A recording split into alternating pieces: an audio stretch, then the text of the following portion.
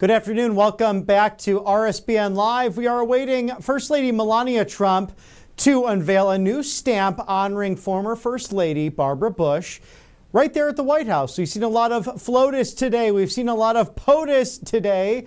And you've seen a lot of me, Robert McNeely. It's always a joy to be with you.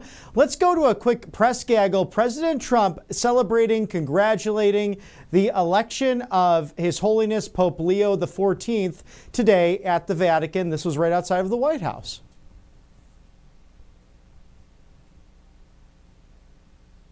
Your honor could there be?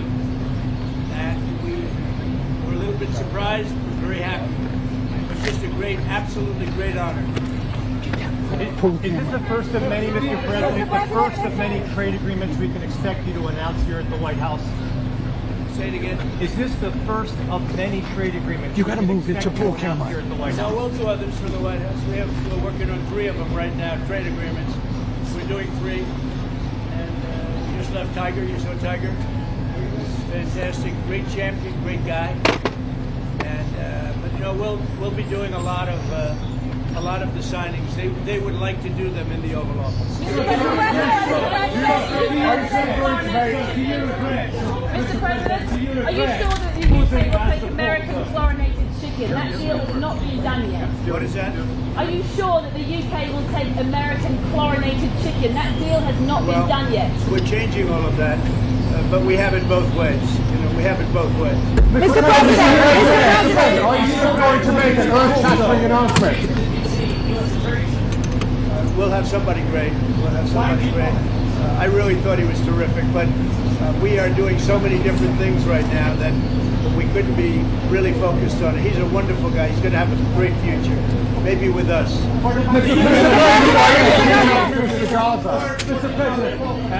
Who are you guys on it?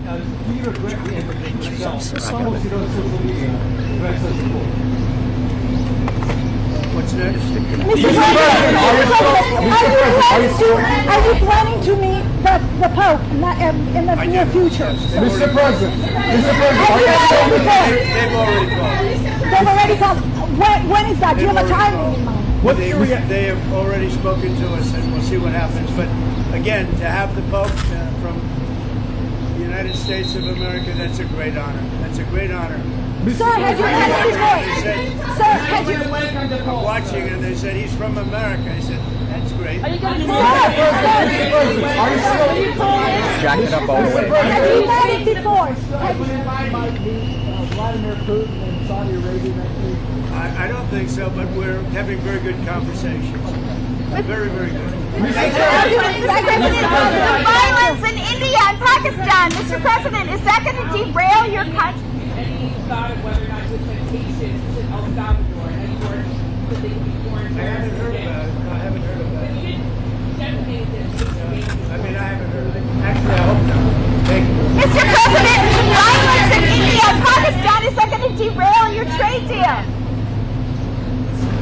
President Trump thrilled to have a Pope from the United States, calling it a great honor and looking forward to meeting with him, whether that will be at the Holy See or maybe Pope Leo XIV will come to the White House, as many other world leaders have, to discuss a number of different topics. And President Trump also today, on the 80th anniversary of the victory over Europe, a great new trade deal with the United Kingdom and the ambassador to the United States from the UK on hand in the Oval Office, as well as our United States ambassador to the Court of St. James, the official title to the United Kingdom, on hand for it as well, and Prime Minister Starmer calling in along with the press in the Oval Office. Vice President Vance on hand, Commerce Secretary Howard Lutnick, among Secretary of the Treasury Scott Bessent, who will be going to Switzerland. Brooke Rollins also there, Secretary of Agriculture, who will be heading to the UK herself. So lots going on with the administration over the course of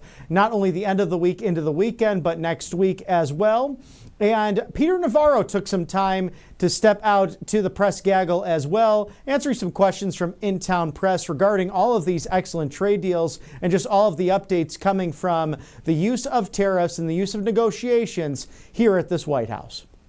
Sir, we appreciate your time. Yeah. I just make a quick statement. I'd like to have time for any questions. It's a great day, not just for America, the world. It's interesting coincidence that on the same day as you have VE Day, the 80th anniversary of victory in Europe, we have struck a deal with the same country that we were arm in arm with defeating the Nazis and walking, turning that continent into a free continent 80 years ago. From Liberation Day now to VE Day. What's important about this deal is that it offers a template for how we're going to proceed with the rest of the negotiations. The way the negotiations are structured, we have the head of that, USTR Jameson Greer, working arm in arm with the Commerce Secretary Howard Lutnick.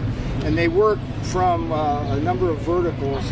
Every country, it's like fingerprints. They're all different in the way they take advantage of America. So with each country, you have to walk through how high are their tariffs, where are their tariffs high, how can we get those down.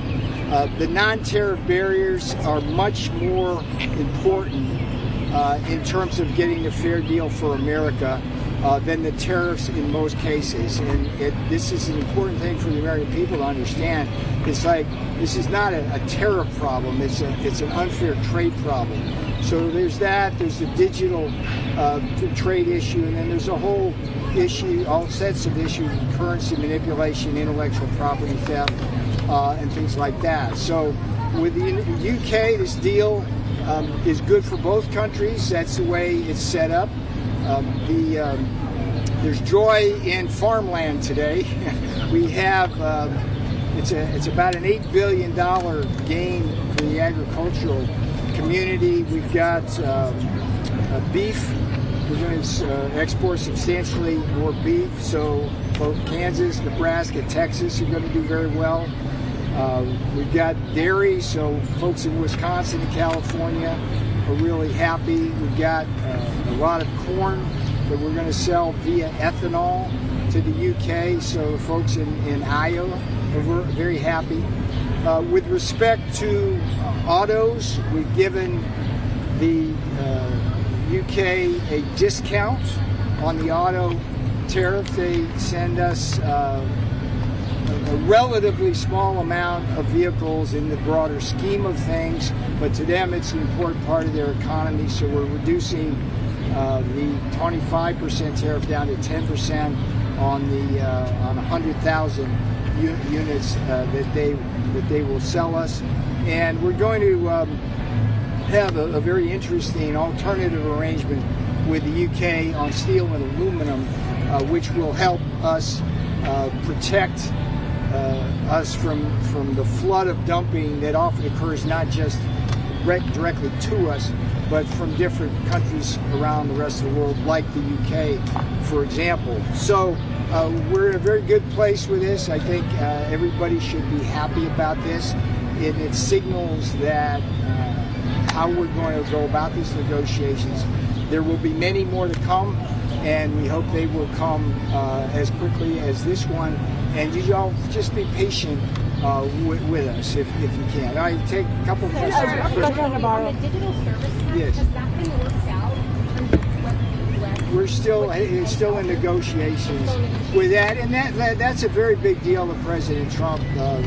The digital tax has spread like a bad virus around the world, but it started in Europe, and it basically targets American companies. I can say it in no other way. When you look at the digital tax, on the Facebook, the Googles, and all of that, it's structured in a way where only big companies are subject to it. So the smaller ones in these other countries are exempted from it. So that's going to be a work. Yes, ma'am. Can you say anything on the China talks? How low is the president? Can't say a word. Yes, sir. How confident are you that Britons are going to want to buy American produce when there have been concerns expressed there over chlorinated chicken and hormones in some of the beef?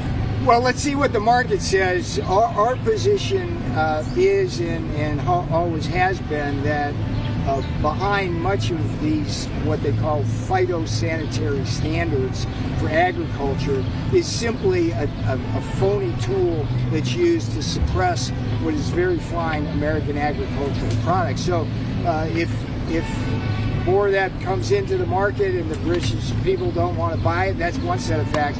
We don't believe once they taste American beef and chicken that they would prefer not to have it. Mr. Navarro, so the president just told us that the U.S. is working on 3 other trade deals currently. Can you give us a hint of which countries might be next? Never get ahead of the president, but I do know that the way the process works.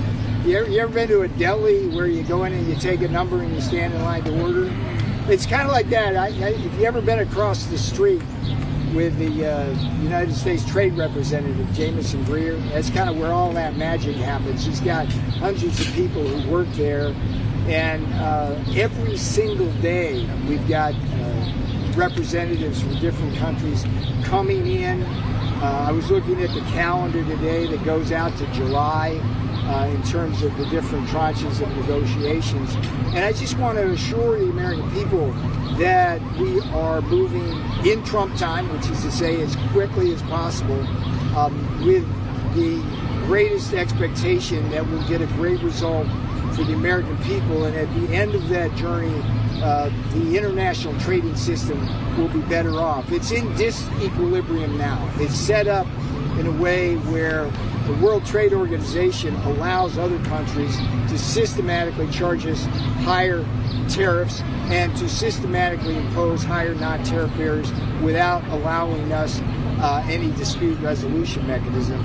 That's an unsustainable equilibrium when we're running $1 trillion deficits. Sir, about Mexico, despite of the tariffs, the Department of Commerce reports that the imports from Mexico increased over 9% in the first quarter of the year. What are your thoughts on that? I'm not going to speak to individual countries because that's the job of Jameson Greer and Howard Lutnick.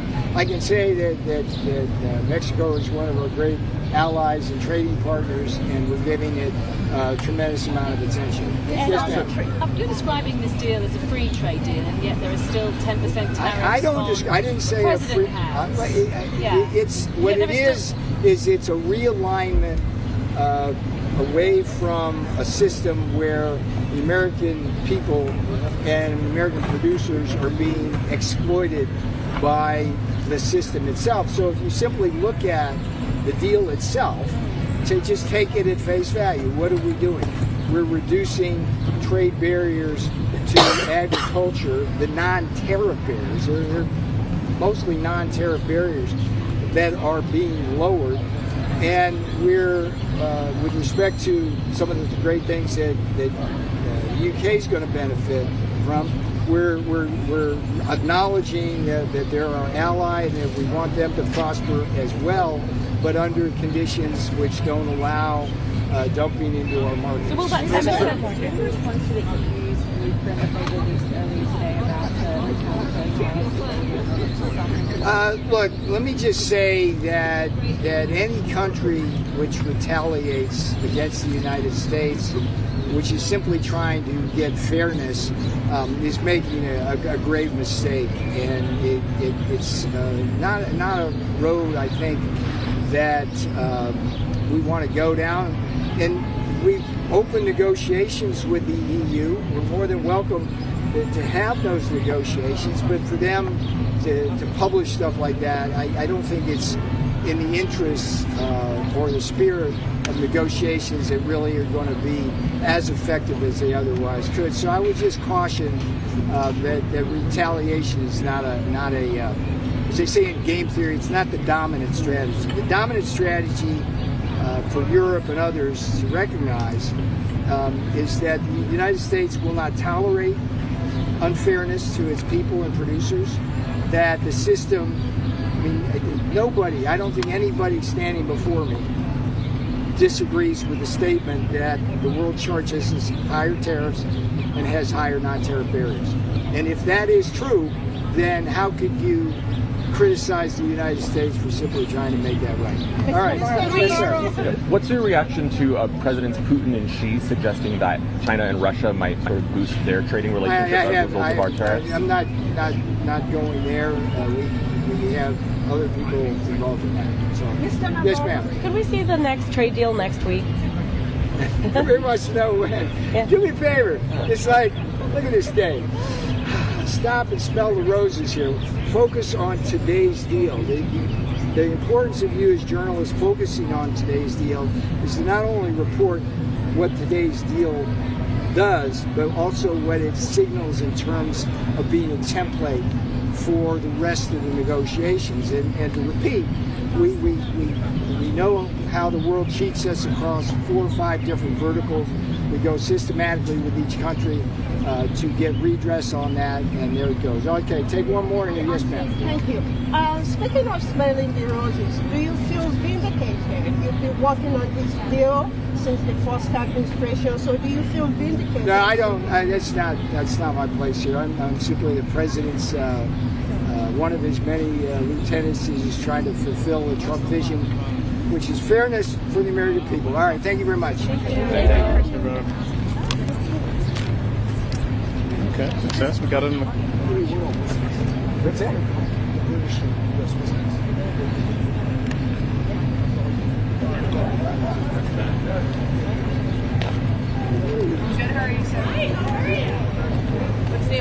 And Peter Navarro, one of the top negotiators when it comes to reshaping trade agreements, fighting for the middle class.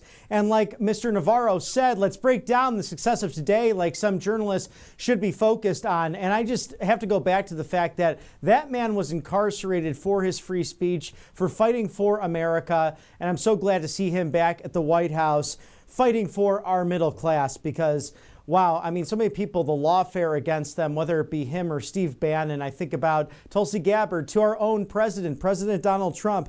The BS they had to put up with over the course of the last few years is just a disgrace. And it's great to see professionals back at the White House getting the job done for the American people. So let's break down the fact sheet from the White House with the U.S.-UK historic trade deal on the 80th anniversary of the Victory over Europe Day. And as Peter Navarro put it, Liberation Day to VE Day, 80 years in the making. And that Liberation Day just back on April 2nd. It's about America first, my friends, and establishing a new paradigm for our special relationship with our friends across the pond. Today, on the 80th anniversary of Victory Day in World War II, President Donald Trump and Prime Minister Keir Starmer have announced a historic trade deal providing American companies unprecedented access to the UK markets while bolstering U.S. national security. This is a great deal for America. And President Trump stated earlier today the deal includes billions of dollars of increased market access for American exports, especially in agriculture, dramatically increasing access for American beef, ethanol, virtually all of the products produced by our great farmers. The UK will reduce or eliminate numerous non-tariff barriers that unfairly discriminated against American products. This is now turning out to be a really good deal for both countries. That's President Trump, to quote him, and Prime Minister Starmer saying this is going to boost trade between our countries, and it's going to not only protect jobs, but create jobs, opening marketing access and market access there for both great nations.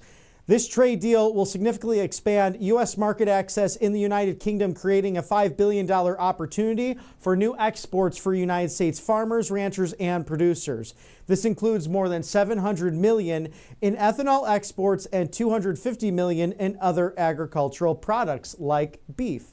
It commits the countries to work together to enhance industrial and agricultural market access. It closes loopholes and increases U.S. firms' competitiveness in the UK's procurement market, also ensuring streamlined customs procedures for the United States exports. So a very good sign there. It also establishes high standard commitments in the areas of intellectual property and labor and environment. So it maximizes the competitiveness and secures the supply chain of the United States aerospace manufacturers through preferential access to high-quality United Kingdom aerospace components. It also creates a secure supply chain for pharmaceutical products. Also good because this gets us away some dependence on the Chinese Communist Party.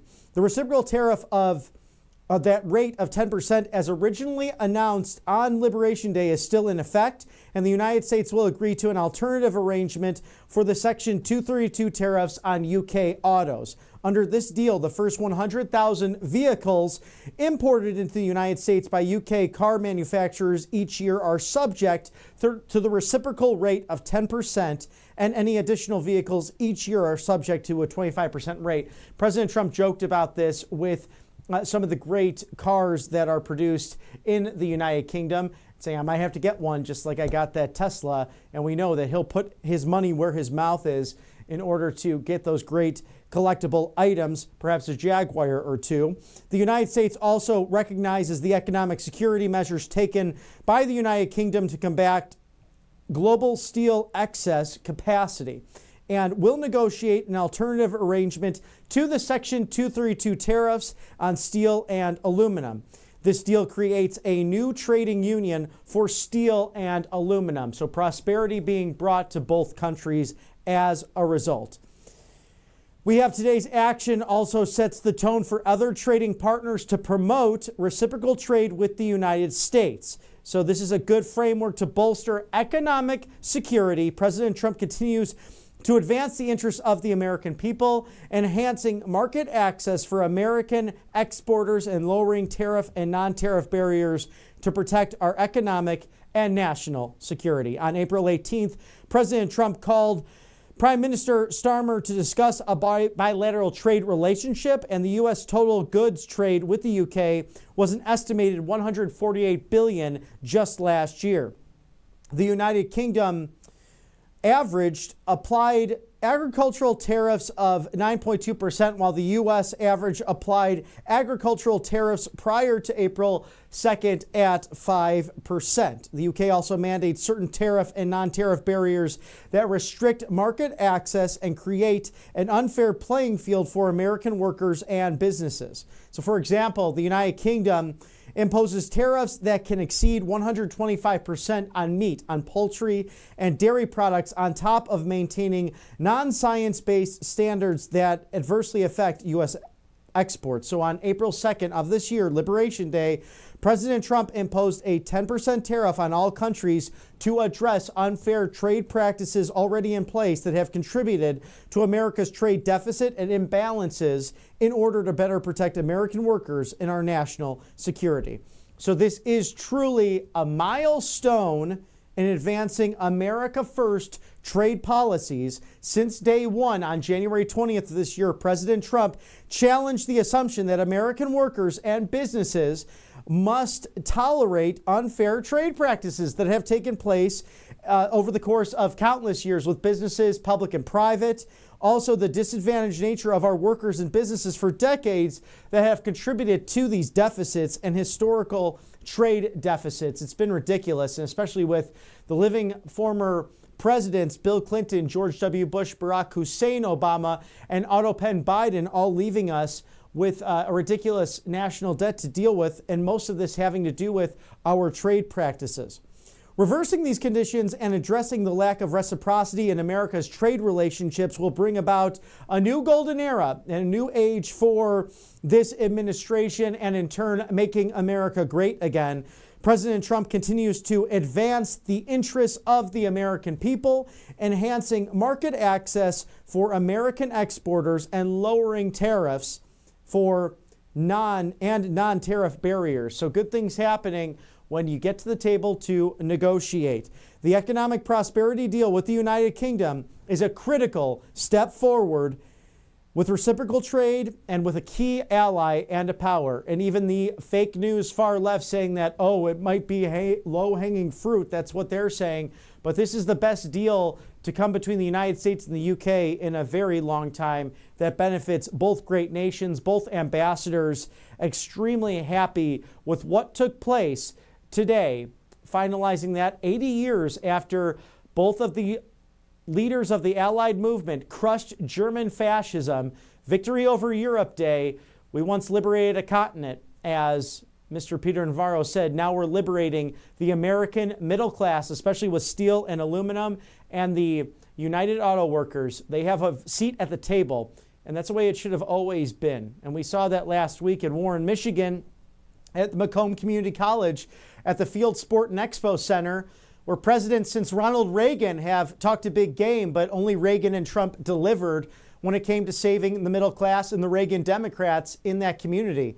And so goes Macomb County, so goes Michigan, so goes the Wolverine State, so goes the United States. As we saw in the last election, even Gretchen Whitmer, the lockdown queen, loves what President Trump is doing for steel and shipbuilding and defending our northern border and defending clean air and clean water for the Great Lakes. 20% of the fresh water in the world sits in and around those two beautiful peninsulas, the lower peninsula, the upper peninsula. One is the lower mitten, one is, I don't know what kind of shape that is, but those Yoopers, they're good people. And we know that President Trump fighting for common sense in this country. Another great summer trip. If you have not enjoyed it yet or planned it yet, go up to Michigan. It's a beautiful place, especially in the summertime for fishing, hunting, and just those great outdoor escapes. And we need all of that in this day and age as we're looking live at the White House, awaiting First Lady Melania Trump to unveil a new stamp honoring Barbara Bush, the former First Lady, which I think is very gracious on our First Lady's attempt, because we know that the Bush family has been very rude to the Trumps lately, but historically as well. But that's okay, because President Trump, he's a disruptor in chief. He came and bulldozed. He made sure that Jeb, remember Jeb, that was the campaign announcement of Jeb Bush back in 2016. And that was, wow, I mean, talk about spending money and losing it and then not even getting close to the White House. That was a facade. But President Trump bulldozing the Republican establishment and then bulldozing crooked Hillary Clinton. And Jeb Bush, I mean, quite frankly, would he have beaten crooked Hillary Clinton? I don't know. But sleepy Jeb did not succeed in that, and then conceded in 2018 that President Trump, he said, congratulations, back when it was Twitter, congratulations, Mr. President, we're over 4% GDP because of your economy. And promises made, promises kept. We know that we are better off with someone who knows business acumen, who's someone who went to the Wharton School of Finance, the University of Pennsylvania. And as he said with the debate against crooked Hillary, it's about time that this country elects someone who knows what to do with money. And President Trump is the man for the job. As Howard Lutnick said earlier today, if you've been watching our unbridled access and streams to the White House all day today on the right side of history, we know that Howard Lutnick, a great negotiator in his own right, but he said, you know, the best negotiator is the guy to the left of me, Donald Trump. You should see him in action when he's up against foreign entities or different businesses. He is the negotiator in chief, the disruptor in chief. He's the 47th commander in chief and the greatest president in the modern era.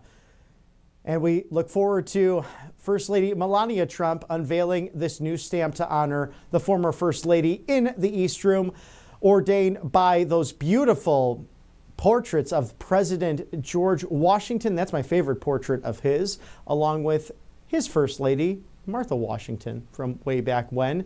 The first couple, the very, very first couple of this great nation. And I think they would be proud of what this country has become.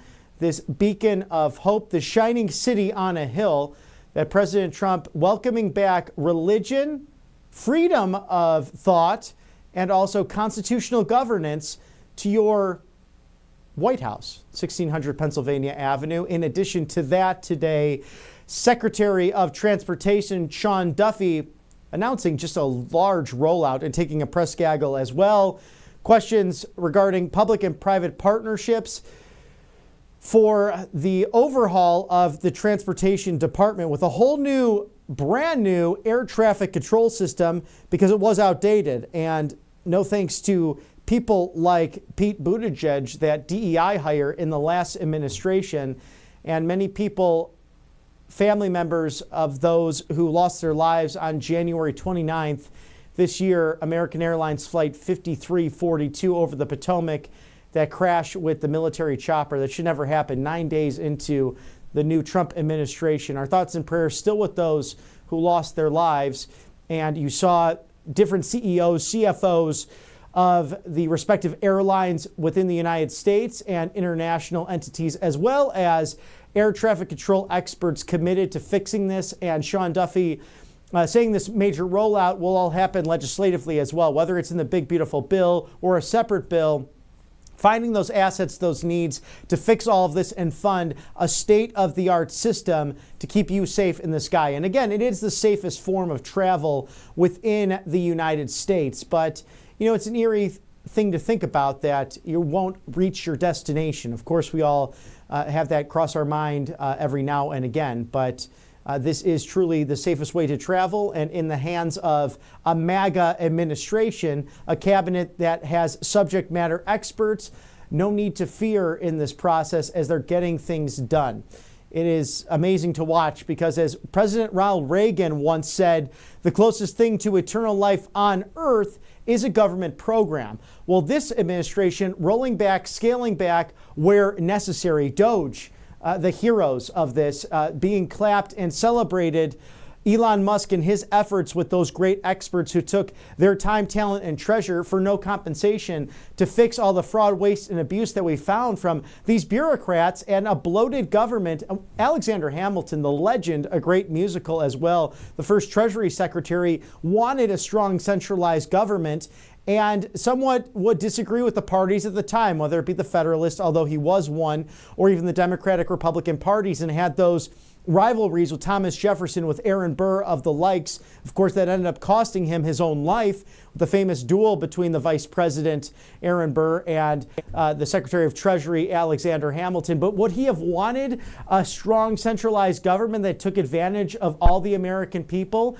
The government that was under Bill Clinton and George W. Bush and Barack Hussein Obama, and especially the inept BS under the autopen presidency of Joe Biden? I don't think so. I think he's rolling in his grave, but I think they're celebrating now our founding fathers having this neo-founding father, President Donald Trump, in office, who did not need this nonsense, who, mind you, donates his quarterly salary, announcing once again over the weekend on those some fake news networks that he has to deal with. Oh, and by the way, unafraid of bringing them into the White House or to Mar-a-Lago to answer their brain-dead questions.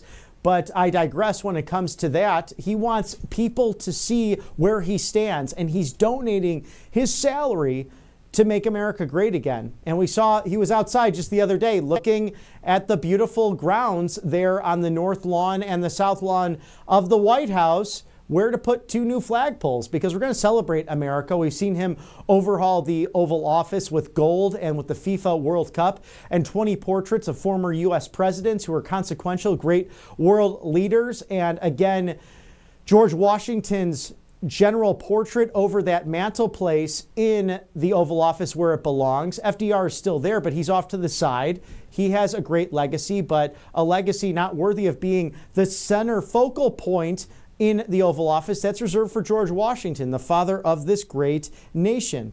So promises made, promises kept on a big news day here. A great trade deal. Also, the overhaul with the new air traffic control system ushered in by Sean Duffy, public and private partnerships there as the transportation secretary, but also a new pope for roughly the 1.4 billion Catholics worldwide, Leo XIV, hailing initially from Chicago. He's a cardinal in Peru, coming from the Augustinian order as well. I've heard he's a Chicago Cubs fan, so that's kind of exciting to see that, but how rare that is to have an American pope, and the first United States-born pope in global history as the 267th pontiff to reign over the Holy See. And this is someone who has criticized openly President Trump, but President Trump very gracious with his words outside the White House today, saying what an honor it is to have an American pope. So we'll see how that goes, whether President Trump will return to the Holy See as he was there for the late Pope Francis's funeral, or if the pontiff now, His Holiness Pope Leo XIV, will visit the White House just as other world leaders have done in the last few weeks and months, seeing the president, and that might be nice to have a U.S. visit by a pontiff, one that has not happened recently. And I can't think off the top of my mind the last pope to have visited the White House. Perhaps that was John Paul II himself. I know that Benedict XVI did visit Washington, D.C. I'm not sure if he did make that stop at the White House. Actually, I'm just going back through my big, beautiful brain. Yes, he was there. He did visit with President Bush, and that was, I believe, the last pontiff to be there. So perhaps that will happen here, as we've seen some of a change in tradition from the Vatican, who for 500 plus years, until really John Paul II, you had a domination of Italian bishops taking on that role in the papacy. So the last few, John Paul II from Poland, Benedict XVI from Germany, of course, Argentina for Pope Francis, the first from the Americas being in South America, and now Pope Leo the 14th from the United States and from that sweet home, Chicago. So it would be great to see if he enjoys maybe a baseball game this summer with those beloved Chicago Cubs, as we look live at Right Side Broadcasting Network's unbridled coverage of the East Room for you. First Lady Melania Trump to unveil a stamp for Barbara Bush. And I enjoy getting these commemorative stamps when I can, especially when it's the Christmas season or just a flat out American flag. The flowers I don't necessarily put on there because I think it's a waste of time when you have the big, beautiful American flag. I want that on my piece of mail, even though I don't send out many often. In fact, those memes are hysterical back in the day. Remember, if you had AOL or something like that, those first instant messengers, remember the I've got mail or you've got mail. All of those very cryptic messages coming from then artificial intelligence. And it was like, oh boy, I got an email. And now it's more like, oh my gosh, I got a letter in the mail. You know, so different now living in 2025 and how quick technology has advanced. But isn't it nice to get a thank you note or a letter every once in a great while as we await First Lady Melania Trump to unveil this beautiful stamp. And I think that is the gentleman who actually danced with her, that handsome Marine there who was escorting her during the Veterans Ball on January 20th, which was a joy to see. That was the one where President Trump, we were there live for Right Side Broadcasting as well, where he held up the saber and the sword and he started dancing. He did his traditional dance as he does at so many different events. We saw it last week when they were playing the fight song at the University of Alabama at the commencement in Tuscaloosa, and President Trump hit that dance moves. He's getting better and better at it. I wonder if he practices that on a regular basis, but it is a fan favorite for sure, as he's having a successful day at the White House, 100 plus days in the office. This is a full East Room event for the First Lady, and always great to see her as she was donning almost her papal white garb earlier today for the celebration of Pope Francis, happening right at the same time as that earlier ceremony honoring military mothers in the East Room that had Pam Bondi, the Attorney General, there on hand, including not only our great president, but our outstanding vice president and his lovely wife, Usha, on hand for that event as well. So forthcoming, we will be seeing Melania Trump momentarily, probably the best First Lady of all time. What are your thoughts on that? Do you have a favorite? Please feel free to share on your favorite social media app, whether it be YouTube, Rumble, Facebook, perhaps X. Who is your favorite First Lady of all time? Mine is Melania Trump because she is the best. She is number one, and I am willing, ready, and able to get into an online argument about that, although I tend to ignore those trolls because it's something known as harpooning that takes place online, and that's, First Lady Melania Trump. We will toss it there live to the East Room for this presentation of this stamp unveiling.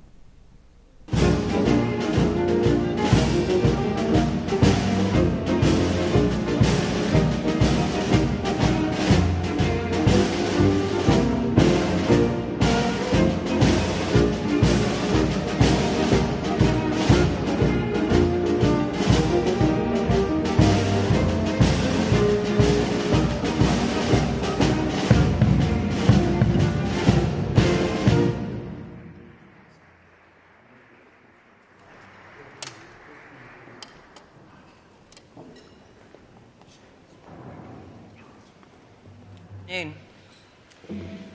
Thank you for everyone at the White House for holding this wonderful event. And my sincere gratitude goes out to the First Lady for being our special host today. Thank you.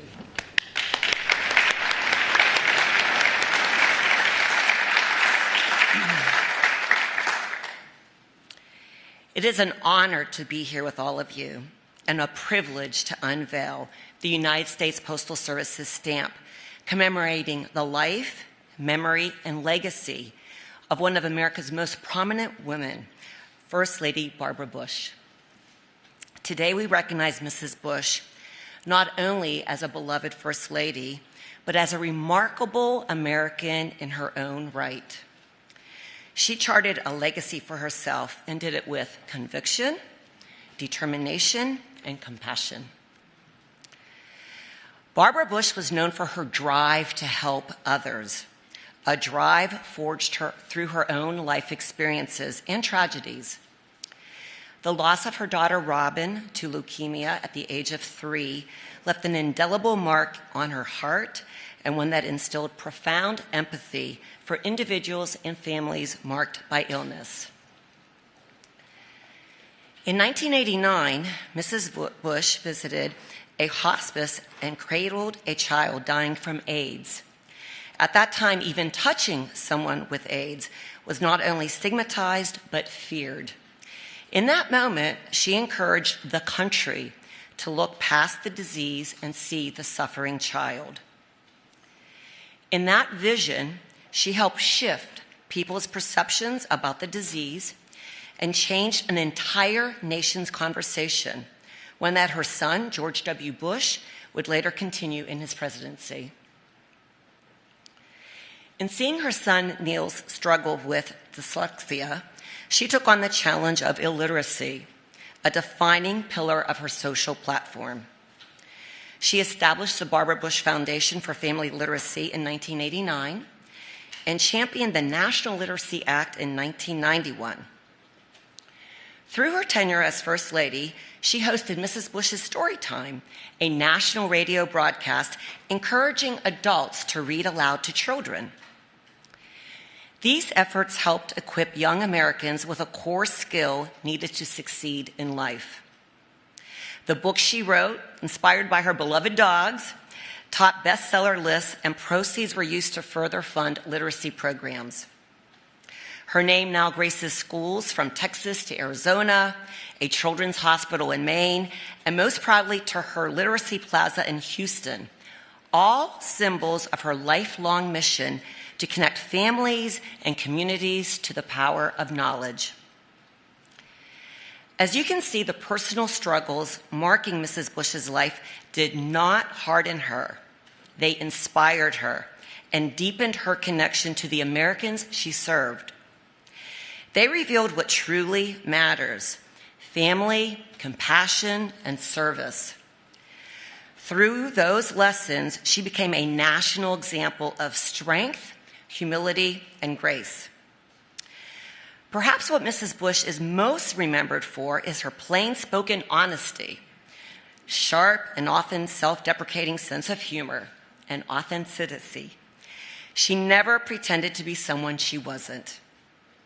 She spoke her mind, laughed at herself, and stayed grounded, even as history unfolded around her. Her legacy lives on, not just in the buildings that bear her name, but in the lives changed through education, in the compassion that she modeled, and in the lessons that she left behind. In a moment, we will unveil the first-class mail forever stamp honoring First Lady Barbara Bush. The image, which is a detail from her official White House portrait, shows Mrs. Bush wearing one of her signature multi-strand pearl necklaces. Her portrait, an oil-on-canvas painting, was created in 1995 by artist Shays Fagan, who famously painted oil portraits of all 45 U.S. presidents. First Lady Barbara Bush represented the very best of America. We are so proud to honor her life and her many contributions to our great nation with this beautiful piece of art. And now, the moment we've all been waiting for. Mrs. Yates, Mrs. Cook, will you do the honors, please? Mrs. Trump? Okay, everyone, are we ready? 1, 2, 3.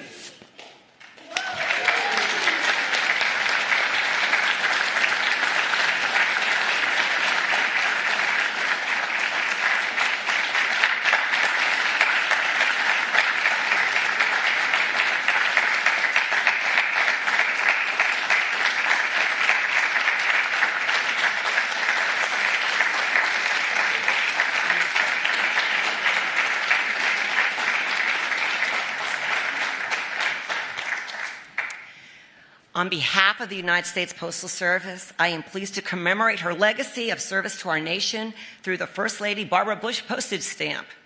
And it is now my pleasure to introduce Alice Yates, the Chief Executive Officer of the George and Barbara Bush Foundation.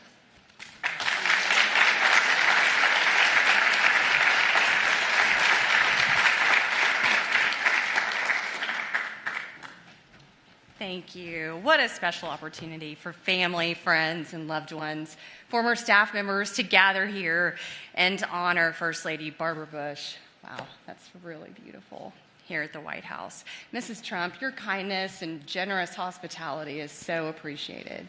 Thank you. Our thanks to Judy. The kind introduction and your remarks were just so lovely. And all the men and women of the United States Postal Service, thank you for recognizing Mrs. Bush in such a meaningful way during her centennial year. I can only imagine, and we talked about it a little bit, the memories that are flooding the minds of the members of the Bush family to be back here in the White House to reflect on your mother, on your Granny, your beloved friend, your mentor, how nostalgic it must feel. And what a privilege to join you for an honor such as this. I want to take a moment to recognize President and Mrs. Bush's son, Neil, and daughter, Doro Bush Cook. You, along with your siblings, know best that George H.W. Bush was the love of Barbara Bush's life. A love so evident they lived out 73 years of marriage.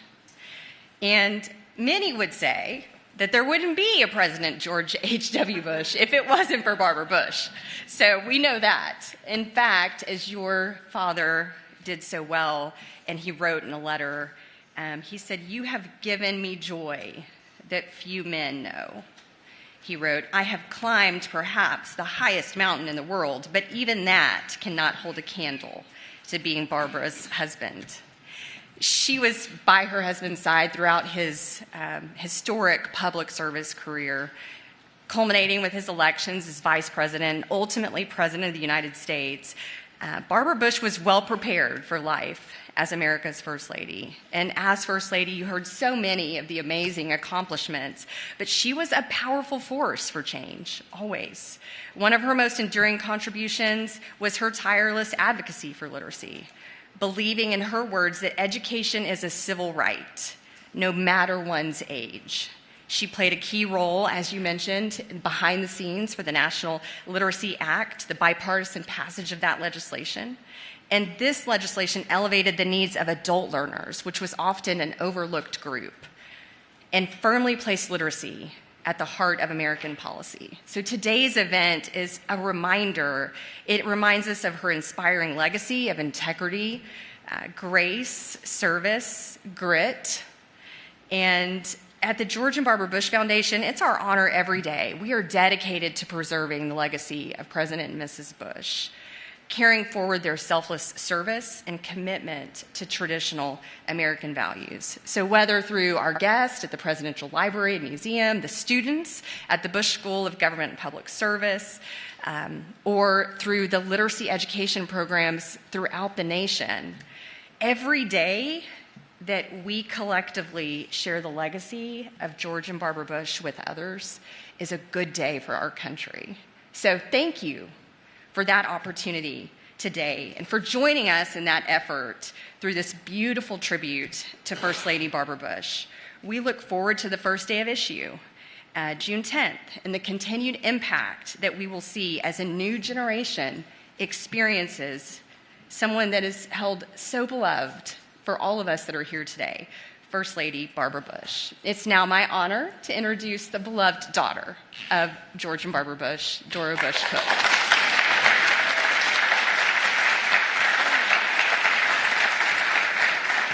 Thank you so much, Alice. Mrs. Trump, Mrs. Dvorak, distinguished guests, thank you for being part of this special day. Mrs. Trump, we are so grateful to you for hosting us at the White House on this momentous occasion. Being here brings back so many memories for me and my family. My mom always loved to come back and visit, and I know she's watching over us today and reminding me to keep these remarks short. Thank you to the Postal Service. The stamp perfectly captures Mom's poise and dignity. Mom would be so happy that she is featured with her favorite portrait by the great American artist Chas Fagan, who is here today. I'd also like to thank our friend Stuart McLaurin and the White House Historical Association for all they've done to support today's event. Their work is so important to keeping the White House and its amazing history available for all Americans. Barbara Bush, known to many as Mom, Ganny, the Silver Fox, or most famously in our family, the Enforcer, will forever be remembered for her strength, abounding love for family, quick wit, and deep commitment to literacy. At just 16 years old, Mom met the only man she would ever kiss.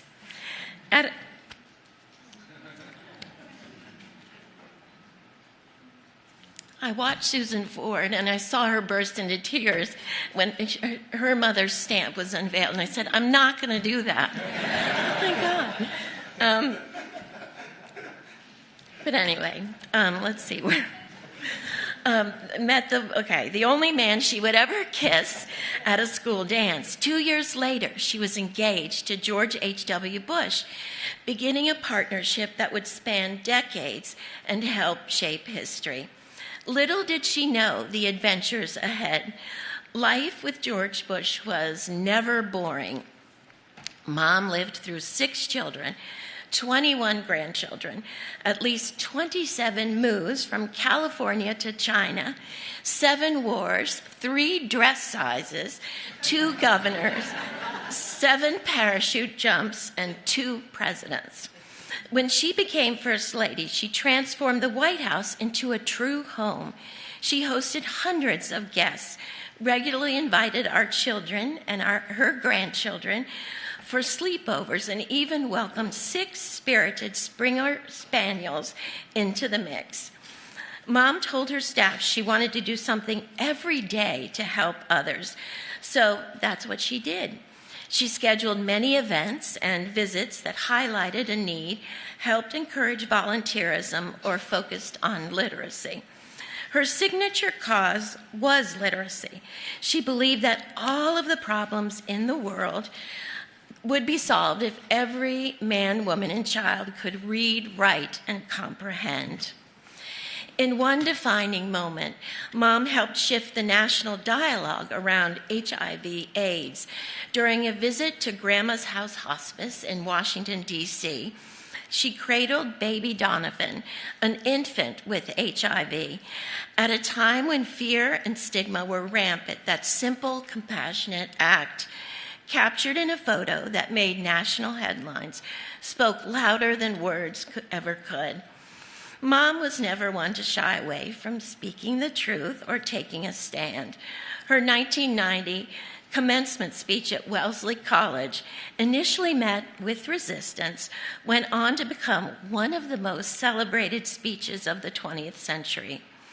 In it, she encouraged graduates to pursue meaningful relationships over material success, saying, "At the end of your life, you will never regret not having passed one more test, not winning one more verdict, or not closing one more deal. You will regret time not spent with a husband, a child, a friend, or a parent." With her signature white hair and pearls, she became an icon in her own right. And yet, even as a former First Lady, she remained humble and humorous. When recognized at Sam's Club in Houston, she'd often respond, "No, I'm much younger and prettier." Our family is immeasurably blessed to call Barbara Bush our mom. Her legacy lives on not only in history books, but in the hearts of everyone she touched. It's unlikely that Mom ever pictured herself on a postage stamp, and it's very likely that she would be wondering what all this fuss is about today. But on behalf of my entire family, I can assure you that we are all very proud and grateful for this special tribute. It is now my privilege and honor to introduce the First Lady of the United States, Melania Trump.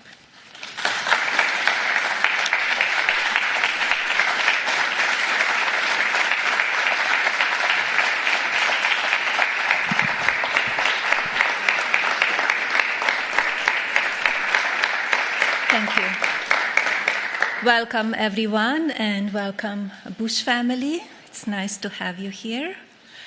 Thank you, Dora, for a beautiful introduction, and welcome back to the White House as we honor the life and legacy of your mother, First Lady Barbara Bush. Barbara's unwavering conviction, dignity, and deeply loyal to her loved ones have left an undeniable mark on our hearts and history. Your mother's values can be seen in her family, friends, and former staff who also join us here today and continue her legacy. Many thanks to Alice Yates, CEO of the George and Barbara Bush Foundation, for joining us today. Along with the Barbara Bush Foundation for Family Literacy, you are helping current and future generations to navigate the world with confidence and dignity. And I would like to thank the White House Historical Association and the United States Postal Service, especially Judy DeTorok, who made today's event possible.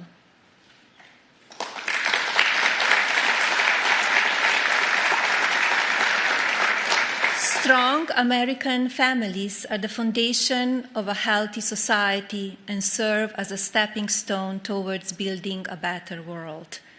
The dynamics within American households shape our nation's core values, strengths, and collective wisdom.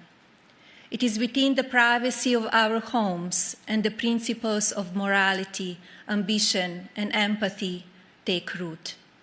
The family unit serves as our first line of foresight, often more influential than the decision made in Washington, D.C. Barbara Bush's iconic commencement address at Wellesley College in 1990 remains an important moment in the conversation surrounding women's role in society.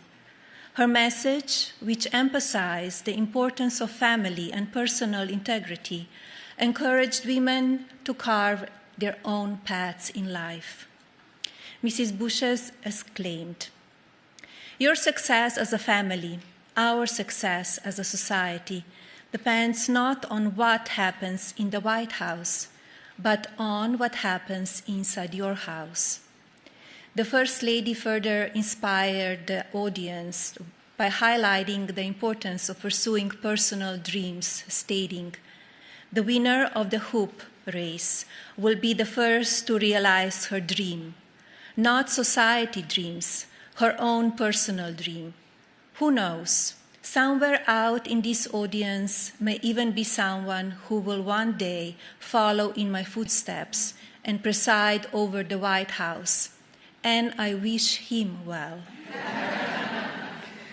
Over 35 years have passed since Barbara Bush made a call for a female American president, a reflection of her forward-thinking vision.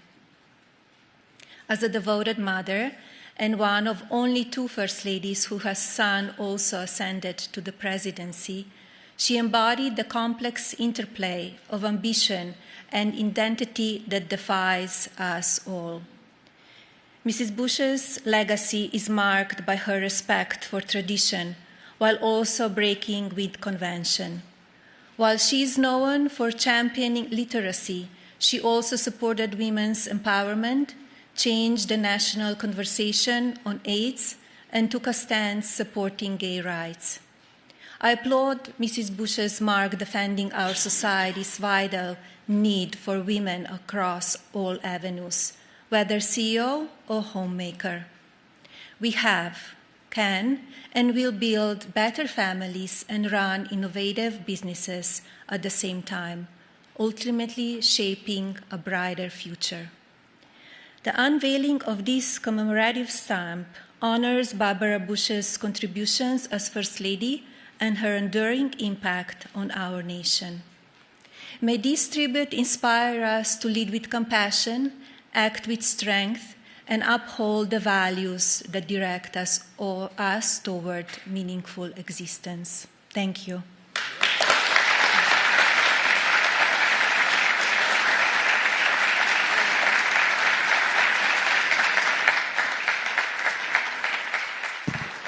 Ladies and gentlemen, please remain in your seats until the First Lady departs the East Room. Thank you.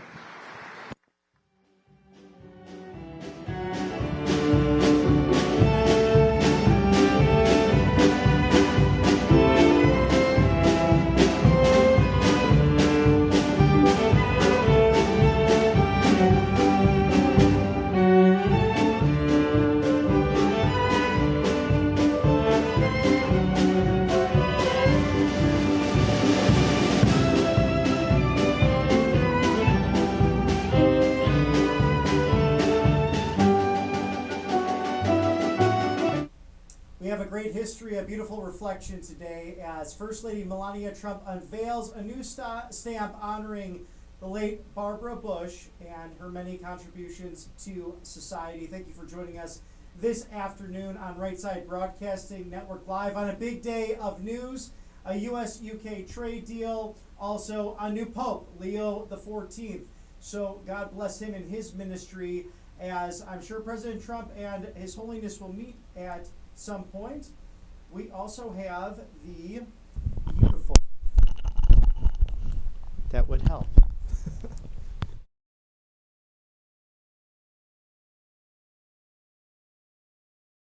Of Barbara Bush, the former First Lady of the United States, of course. Great reflecting on that, and thank you to Melania Trump, who was so gracious in honoring the late Barbara Bush, her many accomplishments, many contributions to society, and reflecting as well with Neil Bush in attendance, her son, and Dora Bush, her daughter, also on hand for this unveiling. That George H.W. Bush, her husband, the 41st president, the only man she ever kissed, and also that brave moment in that time when the AIDS epidemic, many of us weren't, I guess, old enough to remember, but for those viewers who are, it was a scary period of time, and she consoled that young individual who did have that horrible disease. Now something you can live with and live a fulfilled life, but at the time seemed to be very rampant as it was spreading.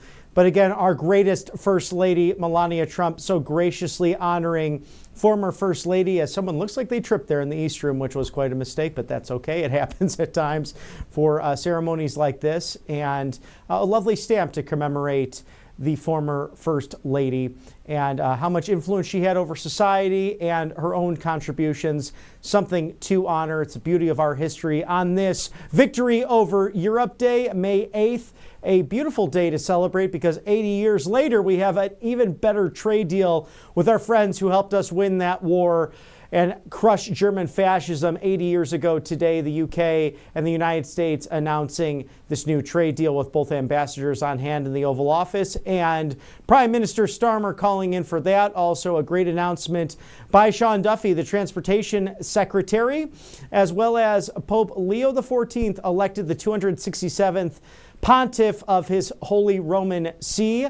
The Vatican, which has a new leader now of 1.4 billion Catholics worldwide, and someone I'm sure President Trump will meet with in the near future, as he mentioned during that press gaggle. So lots of news to cover today, and lots of news to cover on the right side of history as your go-to live desk. If you like what you see, please feel free to donate at RSBN. You could do that by texting RSBN to 801-801. Very easy to do, or going online to rsbnetwork.com/donate. We generally appreciate your generous contributions here to the network because It helps us keep going. It helps us to be citizen journalists and to be the voice for the voiceless and to give you access to the 47th president, the 50th vice president, also the 119th Congress, all America First issues inside and outside of the Beltway and worldwide events. It's a big day, May 8th, a beautiful day in the White House, just getting a little bit of rain there as it was sunny all day. It's sunny here in the loveliest village on the plains, Auburn, Alabama. For all America First updates and exclusive offers, go to rsbnetwork.com/newsletter. And that is it for us on the docket today, unless there is breaking news. Always a pleasure to be with you at the right side of history, this RSBN Live, all for you, all the important updates that you get on a daily basis. But we will see you tomorrow. Never fear. We'll be right around the corner on this big news day. As always, God bless you. God bless yours. I'm Robert McNeely. For all my colleagues here at Right Side Broadcasting Network Live, stay safe, have a lovely evening, and we'll see you tomorrow.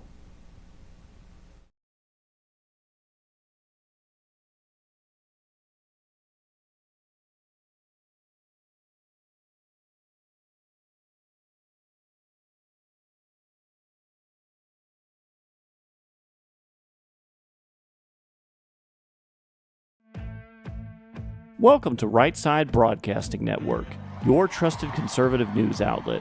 At RSBN, we deliver the truth when the mainstream media falls short. Since 2015, we've proudly broadcasted every single one of President Trump's iconic MAGA rallies, bringing you the excitement and energy live before anyone else. By watching RSBN, you get an unfiltered front row view of the action on the ground. We interview the crowds to give a voice to millions of Americans just like you. We show you President Trump's speeches in their entirety, free from interruptions and censorship. We cover the stories that matter to you with the integrity and passion you deserve. Thank you for choosing RSBN as your home for America First news. Together, we stand strong, united, and informed. So join us and be part of the right side of history. You've heard how hard it can be to get access to medications like ivermectin, all the things they don't want you to take because they're actually effective and they don't cost all that much, right? You've seen that one before. So it's critical to have something like that on hand for any emergency and to be prepared in a time of crisis.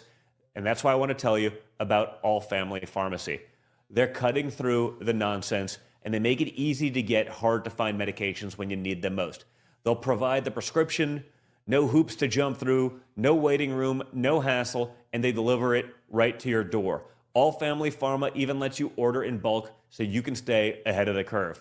Head over to allfamilypharmacy.com for 10% off your first order. Again, allfamilypharmacy.com. It's simple. Get the 10% savings. Be prepared.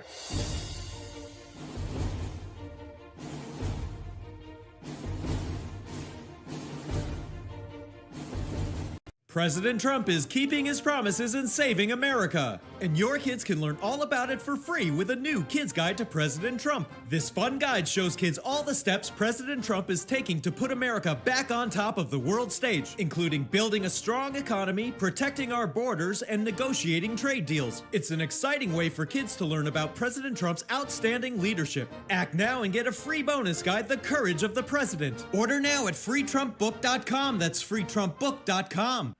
Hey y'all, it's Silk from the Diamond and Silk Chit Chat Live Show. Look, don't forget to check me out right here on RSBN Network. Be sure to watch the show on Right Side Broadcasting Network, and I want you to support Right Side Broadcasting Network. Yes, it's imperative that you do so, okay? I look to see y'all soon.